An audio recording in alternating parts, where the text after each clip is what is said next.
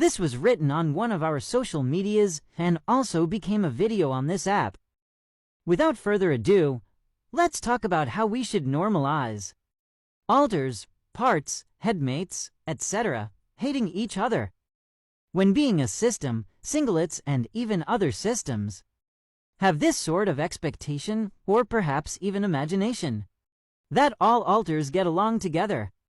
While alters are formed to protect the body and or to hold trauma, it does not mean all alters, parts, headmates, etc.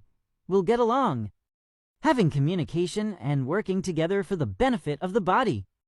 Does not equate to friendship, partnership, being in perfect harmony, etc.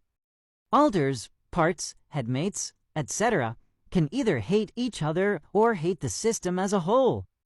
Reasons for alters hating each other could be: they are fictives who are enemies within source and have not yet separated, or one alter witness all they have done to try and protect come crumbling down due to one or more alters.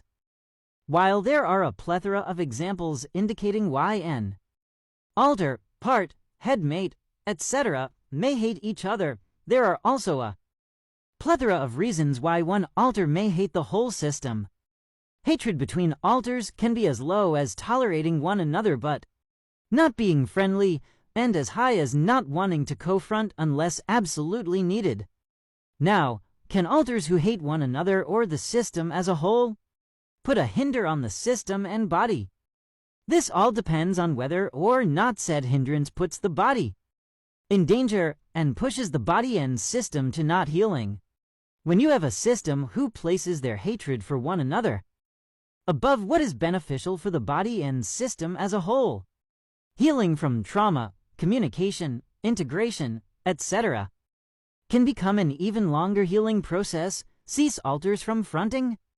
Alters, parts, headmates go in dormant, placing the body in harm's way, etc. can cause a plethora of harmful contrivances, physically and psychologically. A personal case in which one of our own ones possessed a hatred towards the system as a whole caused alters to become dormant. The prevention of other alters, parts, headmates, etc. from fronting and placing the body in so much harm it caused split after split after split. During those times of deep hatred, the alter would prevent other alters, parts, headmates from interfering or suggesting help.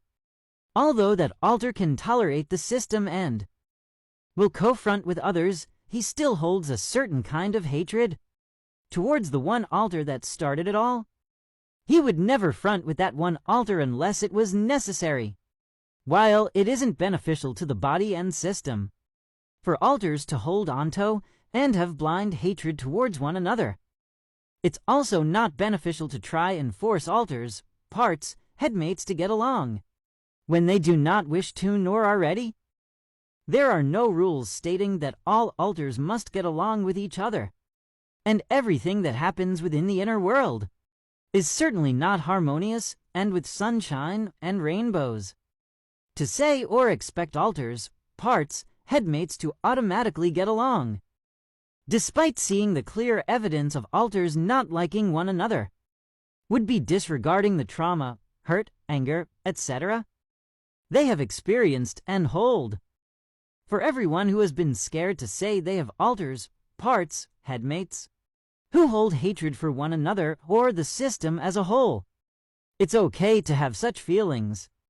It's okay to not be the seemingly perfect system where it's in perfect harmony.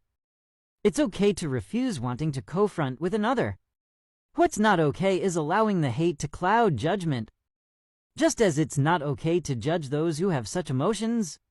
Never forget, each of us, system or singled, are healing in our own pace and way. Should never expect nor rush anyone or yourself into doing something that you know will take time. Your healing journey is your own. And if alters, parts, headmates still do not wish to get along, but are willing to work together for the betterment of the system and body, then I say that is a great step in healing.